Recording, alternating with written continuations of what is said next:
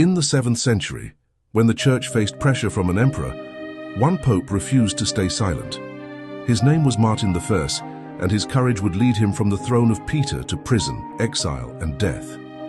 Martin was chosen as pope in a time when the Church was under pressure from both theological confusion and imperial power. From the beginning, he was not a man willing to bend the truth to please the powerful. Before he became pope, Martin was already known as a serious and thoughtful churchman. He studied the faith carefully, and he understood that defending doctrine sometimes requires courage as well as learning. At the heart of the crisis was a question about Christ himself. Did Jesus have one will or two wills, divine and human? Martin knew this was not a minor dispute, but a matter that touched the very mystery of the Incarnation. In 649, Pope Martin gathered bishops at the Lateran Council and openly condemned the false teaching of Monothelitism. It was a decisive act, and it placed him in direct conflict with the emperor. The emperor wanted silence, but Martin refused to submit. He believed the Pope's duty was to protect the faith, even if that meant standing against imperial commands. Constans II was a ruler accustomed to control, and he saw Martin's resistance as an affront to his authority. What began as a theological dispute now became a struggle between conscience and power. Soldiers came for the Pope in Rome and took him away publicly. The arrest was meant not only to capture Martin, but to humiliate him and warn anyone else who might resist the emperor.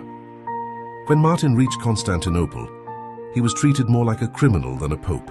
He was mocked, isolated, and forced to endure a public degradation that tested his body and his spirit. In prison, Martin's strength faded, but his faith did not. Cut off from comfort and help, he suffered in silence, holding fast to the truth he had defended. Instead of a quick death, Martin was sent far away into exile. The journey itself was part of his suffering as he was carried across the sea toward a lonely and unforgiving land. Cherson was a harsh place, remote and cold, far from the center of the Church. There Martin arrived weakened and broken, but still faithful, still praying, and still united to Christ. The final months of Martin's life were marked by sickness, hunger, and exhaustion. Yet even in his weakness, he remained a witness to the truth, accepting suffering without betrayal. Martin died in exile on September 16, 655. The Church honors him as a martyr because he gave his life in defense of the faith, even though his death came through persecution rather than execution. In the end, the emperor could not defeat him. Martin's suffering became his crown, and the Church remembers him as a pope who chose truth over comfort and Christ over fear.